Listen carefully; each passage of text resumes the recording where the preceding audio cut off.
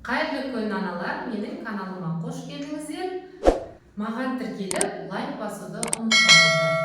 Бүгін сіздерге ең бірінші сабағымды қандай балаларға жасауға болмайтын гимнастикаларды көрсеткім келеді. Осы гимнастикаларды білсеңіз, ары қарай сіз мамандарға осы гимнастикаларды жасатуға, яғни запрет қойыңыздар, иә? Ең бірінші қандай гимнастикалар? Яғни біз бұрын жауырын ашу деп көп мамашылар маған келетін, яғни жауырын ашып беріңізші, балам жылап жатыр, мазасызданып жатыр, ұйықтамайды деп, иә. Балада негізі жауырын жабыспайды. Жауырын жабысу деген мүлдем жоқ, ондай нәрсе. Біздің медициналық терминде ондай нәрсе жоқ. Біз жаңағыдай баланың просто тонусы қатты болған кезде, баланың бұлшықеттерінің барлығы құрысып, тырысып қалған кезде бала жылайды. Негізі тонусы бар балалар өте мазасыздау болады, жаңағыдай әрбір дыбысқа реагировать ететін болады, сол дыбыстан шошынып, жылап, мазасызданады. Просто ол балаға біздер расслабляющий массаж жасауымыз керек. Үйде, егер бала әлі 3 айға толмаған, 2 айға толмаған, 5 килограммға жетпеген болса, онда өзіңіз үйде бүйтіп сипалай бересіз. Енді сіздер бұрын жауырын аштырсаңыздар, енді аштырмайсыздар, иә? Жауырын ашып беріңіз деп массажистерге айтпаңыздар, иә?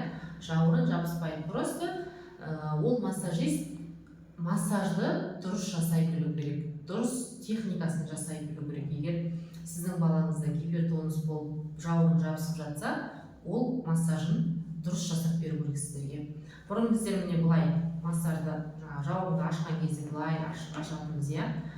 Созып, ашып, сол кезде мына баланың сіңірлері созылады, қайттан орнына келеді, қайттан созылады, орнына келеді.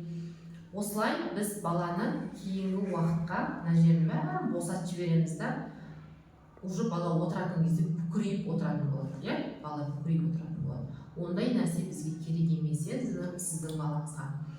Енді келесі жаттығуымыз біздің көп массажистер бұрында мен де жасаған болатынмын, қазіргі таңда жасамаймын, себебі моторлы антагониз бойынша балаларға бұл жаттығуды жасауға тыйым салып жатыр.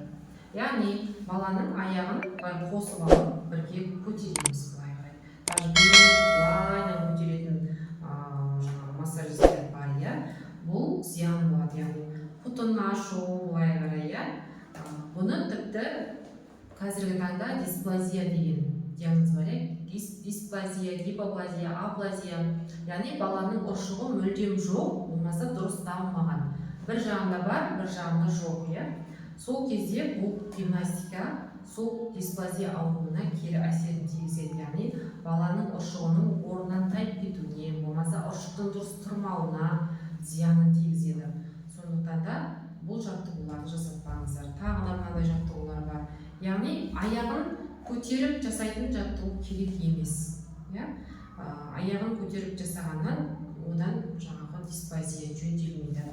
Көп жаңағы нелер шпагатқа бүйтіп отырғызып жатады, оның барлығы зиянды гимнастикаларға жатады. Бұл кезде біздер осы баланың ұршығына әсер етеміз, ұршығын жаңағы құртып алуымыз мүмкін, или болмаса міне бүйтіп көтерген кезде баланың омыртқасының дұрыс түзілмеуіне кедергі келтіреміз. Неге? Қараңыздар, бала негізі ең алғаш болған кезде бізде жалпы ішімізде жатқан кезде бала эмбрион позада жатады, жиналып, былай қарай аяқ қолын жинап былай жатады. Осылай біздің ішімізден шығады, сол кезде бұл баланың омыртқасы С тәрізді былай болып тұрады, болды. Бұл жерде ешқандай изгиб жоқ, әлі баланың қалыптаспаған әлі толық. Осы әлі қалыптасып үлгермеген баланың біз омыртқасын керісінше құртып жатамыз. Мысалға мынандай гимнастика бар. Былай жатады бала, и былай басын көтереміз. Белін қатайтады, отыруға көмектеседі деп бұрын жасайтын едік бұны. Осылай. Қазір бұл нәрсені мүлдем жасамаймыз. Және екі қолынан былай алып, былай созатынбыз. Бұның барлығы керек емес, себебі жаңа сіздерге айтып бара жатырмын, анатомиясы бойынша балада омыртқа былай сын тәрізді тұрады. Балада мына жерде қазір сурет қоямыз сіздерге, осы жерге қарап отырып өздеріңіз мән беріңіздер. Ең бірінші балада мойында изгиб пайда болады. Ол яғни біздің терминмен айтқанда лордоз пайда болады. Мойын лордозы, одан кейін кифоз деген пайда болады. Яғни ол қай уақытта? Ең бірінші бала ішпен жатады, мойнын көтереді. Ең бірінші бала мойнын көтеріп үйрену керек. Басын көтеріп үйрену керек. Мойнын емес, басын көтеріп үйрену керек. Сол басын көтерген кезде мынау мойын омыртқалары бар, 7 омыртқа бар. Сол 7 омыртқа былайынан изгиб жасап иіліп тұрады. Одан кейін бала отырған кезде артқы мынау грудной дейміз ғой, кеуде бөліміндегі омыртқалары дами бастайды. Ол кифоз деп аталады. Сол кезде қараңыздар, қазір суретке де қараңыздар, бірінші былай иіледі, одан кейін былай иіледі, и және қайтадан лордоз болады. Уже поясничный лордоз кетеді. Сол кезде уже ол тұрған кезде балалар тұрып жүретін кезде уже омыртқада изгиб пайда болады. И одан кейін барып уже 6-7 жасында ең соңғы лордозы пайда болады. Болды. Осы уақыт аралығында балаға дұрыс күтім жасалса, баланы дұрыс ұстасаңыз үйде, жаңағыдай осындай зиянды гимнастикаларды жасатпайтын болсаңыз, бұл бала ешқандай қазіргі таңда грыжа деген өте көп. Егер мысалы қараңыздар, баланың әлі мына омыртқасы былай болып тұрса, оны сіз керісінше былай қарай істеп тұрсаңыз, онда сіз уже мынау кеуденің кифозын құртып жатсыз, белдің лордозын құртып жатсыз. И солай ол омыртқалар былай қысылып, керісінше былай кетеді, былай жөнеліп жатқан нәрсе былай кетеді, и грыжа осыдан пайда болады.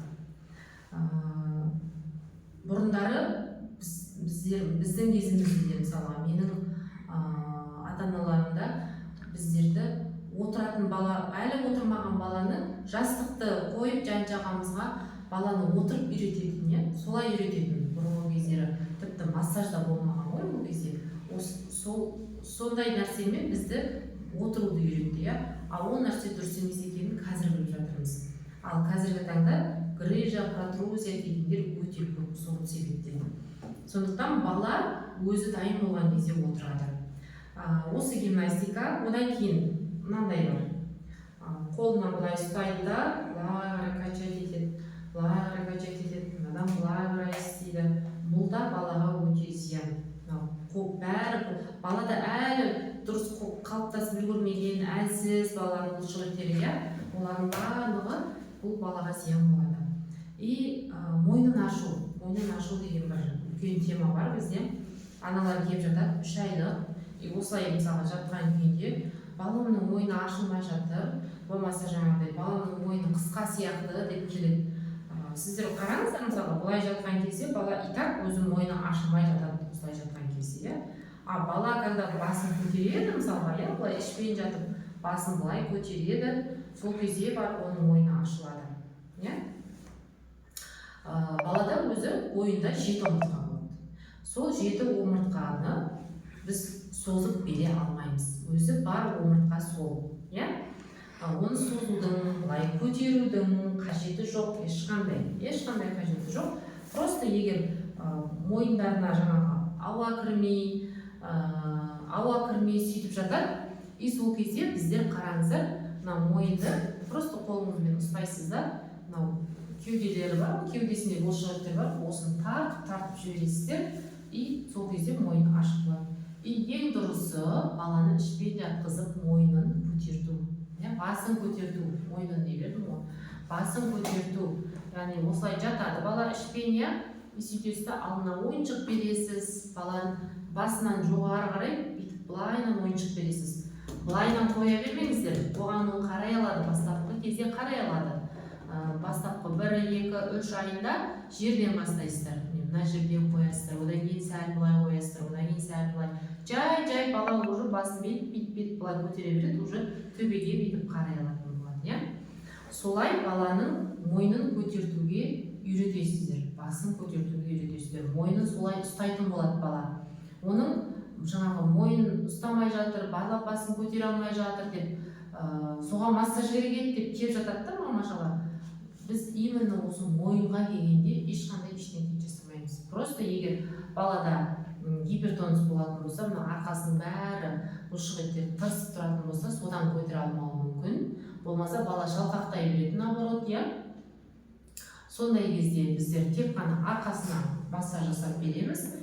Болды. Басқа одан басқа не жоқ. И және ойыншықпен ойнатып, ойыншықты көрсетіп, солай басын көтертеміз. Мындай жаңағыдай мойнын ашамын деп, мойнына тиісіп, мынандай мойнына қолды тигізіп, былай қатты басып, олай массаж жасауға мүлдем болмайды. Енді тағы да не? Артоковрикте кейбір массажистер әлі жүрмей жатқан баланы, әлі аяғын тік баспайтын, нық баса алмайтын баланы артоковрикке жүргізіп жатады. Екі қолына ұстап алады да былай жүргізеді. Бұл баланың әлі бүйір бұлшық еттері дамыған жоқ, әлі өз-өзін ұстай алмайды, отыра алмайды. Ондай балаларды мүлдем артоковрикте жүргізбейміз. Тек қана жүретін баланы, аяғын нық баса алатын баланы ғана жүргіземіз. Ол артоковриктің негізгі мақсаты ол пластоскопия балдарға арналған. Негізінде пластоскопия балдарға арналған. Ол пластоскопияның өзін біздер 2,5-3 жасында барып диагноз қоя аламыз. Ал оған дейін 1 жасында, болмаса жаңағыдай айлық кезінде балам пластоскопия екен ғой деп ондай диагноз қоймаңыздар ешқашан. Ондай нәрсе көп жаңағы массажистер қателесіп жатады. Уже сіздің балаңызда пластоскопия, даже ортопедтердің өзі білмей жатады. Сіздің балаңызда пластоскопия екен ғой деп та. Негізінде бала әлі жүрмейтін балада пластоскопия бәрінде болады. Яғни жалпақ табан болады. Әлі ойық пайда болған жоқ ол балада. Себебі ол бала әлі жүрген жоқ. Сондықтан біздер ондай нәрсені ерте уақытта қоймаймыз ол диагнозды. Осындай гимнастикалар бар. Осы гимнастикаларды сіздер біле жүріңіздер. Ең бірінші, ана егер сауатты болса, сіздер сауатты болсаңыздар, сіздің балаларыңызда дені сау болып өседі. Қазіргі таңда енді өзіме келеді, өзіме тиеді жаңағы бір ұшы, бірақ қазіргі таңда медициналық білімі жоқ массажистер өте көп. Мен өзім врач-эпидемиолог бола тұра, мен де қателесетін кезім болады. Менің өзім әлі де ізденіп оқып жүрмін. Баланың ең бірінші анатомиясын білетін адамға апарып керек негізі баланы. Сонда ғана сіздің балаңызға ешқандай зиян тигізбейтін, барынша комфортны массажын жасап, гимнастикасын жасап береді. Менің каналыма тіркелуді тағы да ұмытпаңыздар. Осы жаттығулар бітті. Келесі кездескенше сау болыңыздар.